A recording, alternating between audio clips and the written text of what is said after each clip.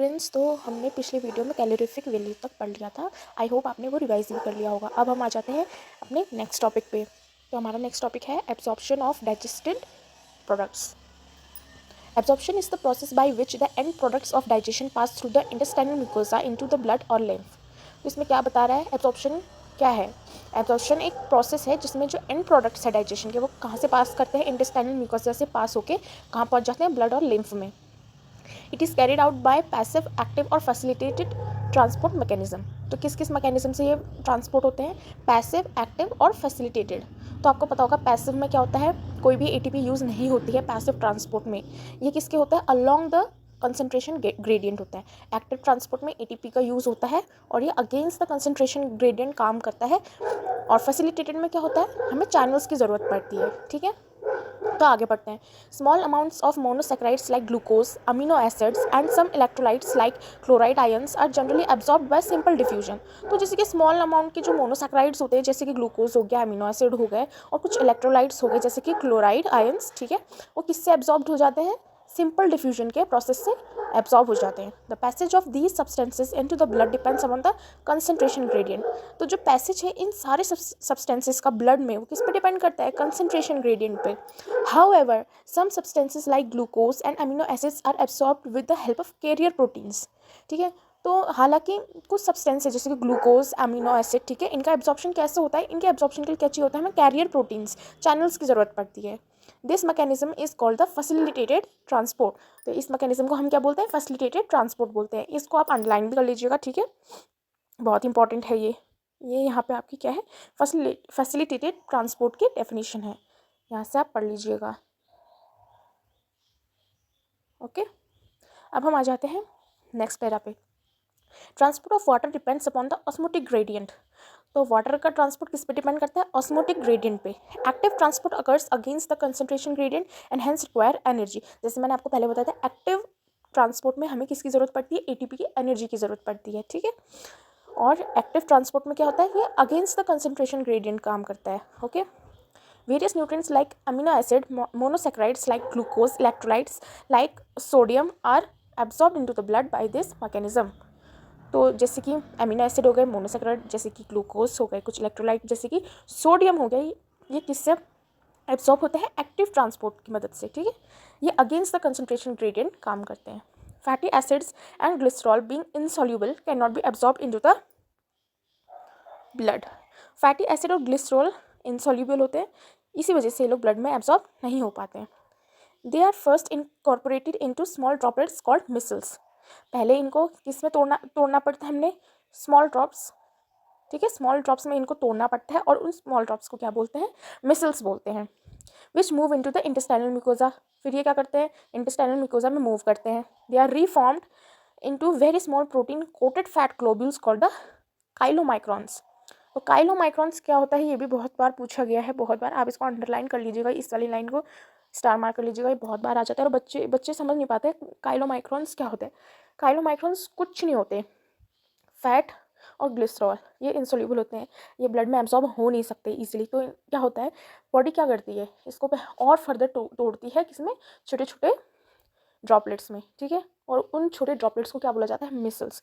Micelles के बाहर surrounding में एक प्रोटीन की लेयर आ जाती है। ठीक है, छोटे छोटे प्रोटीन, जब प्रोटीन की लाइनिंग आ जाती है तो ये क्या बन जाते हैं, काइलोमाइक्रॉन्स बन जाते हैं। ठीक है, प्रोटीन की कवरिंग आ जाती है फैट के बाहर। ठीक है, तो इनको क्या बोलते हैं, काइलोमाइक्रॉन्स। काइलोमाइक्रॉन्स कुछ नहीं है, फैट ग्लोब्यूल्स है जिसके सराउंडिंग क्या है, प्रोटीन का कोट है, वो क्या है, chylomicrons, which are transported into the lymph. ठीक है, फिर ये कहाँ ट्रांसपोर्ट हो जाते हैं, लिम्फ वेजल पे। लिम्फ वेजल वो भी लार्जेस्ट लिम्फ वेजल, ठीक है, इसको हम क्या बोलते हैं, लैक्टियल इन द विलाई।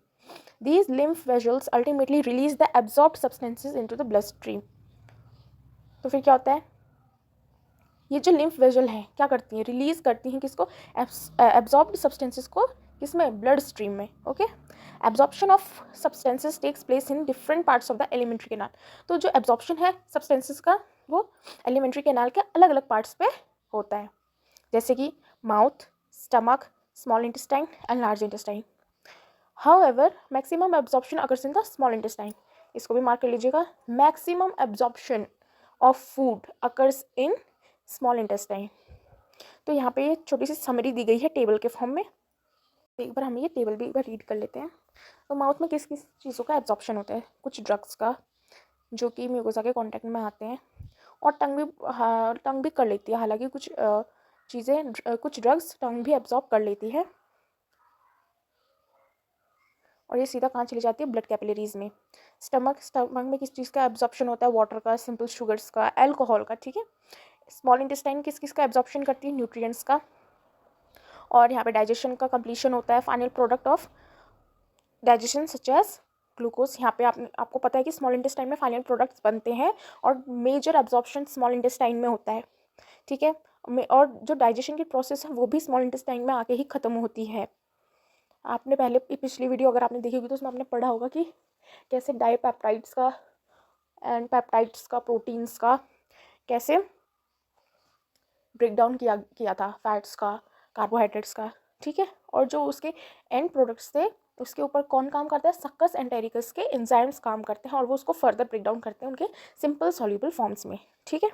और जो अनएब्जॉर्बेबल और अनडाइजेस्टेबल पार्ट्स होते हैं वो फर्दर कहाँ पास ऑन हो जाते हैं? लार्ज इंटेस्टाइन में। लार्ज इंटेस्टाइन किस किस चीज़ों का एब्जॉर्प्शन करता है? वाटर का, सॉल्ट का, ठीक है, कुछ मिनरल्स का और ड्रग्स का, ठीक है। यहाँ पे ये हो गया हमारा समराइज। अब आ जाते हैं नेक्स्ट पैरा पे।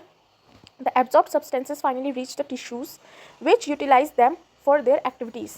तो जो एब्जॉर्ब सब्सटेंसेस है फाइनली कहाँ चले जाते हैं? सारे टिश्यूज़ के पास पहुँच जाते हैं ताकि वो अपनी एक्टिविटीज़ के लिए उनको यूटिलाइज कर पाए। और इस प्रोसेस को क्या बोलते हैं? Assimilation. The digestive waste solidified into coherent feces in the rectum initiate a neural reflex causing an urge or desire for its removal. तो जो डाइजेस्टिव वेस्ट है वो क्या होता है? सॉलिडिफाई हो जाता है, ठीक है, फीसिस में, और रेक्टम उसको क्या करता है? इनिशिएट करता है, ठीक है। रेक्टम से वो इनिशिएट होता है किस चीज़ के लिए? उसके रिमूवल के लिए। न्यूरल रिफ्लेक्स क्या करता है? एक अर्ज पैदा करता है उसके रिमूवल की, ठीक है। The egestion of faeces to the outside through the anal opening defecation is a voluntary process and is carried out by mass peristaltic movement. इसको भी आप इंपॉर्टेंट कर लीजिएगा। पहले तो एसिमिलेशन की यहाँ पे प्रोसेस आपको डेफिनेशन दी गई है, इसको भी याद कर लीजिएगा। एसिमिलेशन क्या है? एसिमिलेशन, जो एब्जॉर्ब्ड सब्सटेंसेस है वो कहाँ पहुँच जाते हैं? टिश्यूज़ में पहुँच जाते हैं। फिर टिश्यूज़ क्या करते हैं? उसको यूटिलाइज करते हैं अपनी एक्टिविटीज़ के लिए। इसी प्रोसेस को एसिमिलेशन कहा जाता है। डिफिकेशन क्या है? जब जो डाइजेस्टिव वेस्ट है वो क्या होता है? सॉलिडिफाई हो जाता है फीसिस में, और रेक्टम क्या करता है? न्यूरल रिफ्लेक्स के थ्रू एक अर्ज पैदा करता है उसके रिमूवल की, ओके। तो जो इजेशन होता है फीसिस का आउटसाइड द एनस या एनल ओपनिंग, ये एक वॉलेंट्री प्रोसेस है। क्या है? वॉलेंट्री प्रोसेस है, और ये किसके थ्रू होता है? पेरिस्टाल्टिक मूवमेंट के थ्रू होता है, ठीक है। तो डेफिकेशन क्या है? एक वॉलेंट्री प्रोसेस है, ओके। और डिग्लूटिशन क्या है? डिग्लूटिशन एक इनवॉलेंट्री प्रोसेस है, इसको आप याद रखना। डिग्लूटिशन यानी कि स्वॉलिंग क्या है? एक इनवॉलेंट्री प्रोसेस है, और डिफिकेशन एक वॉलेंट्री प्रोसेस है। तो आई होप स्टूडेंट्स आपको इतना समझ में आया होगा। अब आप इतना पढ़ के रिवाइज कर लीजिएगा। नेक्स्ट हम पढ़ेंगे, लास्ट टॉपिक हमारा बचा हुआ है डिसऑर्डर्स ऑफ डाइजेस्टिव सिस्टम, वो हम पढ़ेंगे नेक्स्ट क्लास में, ओके। Thank you students.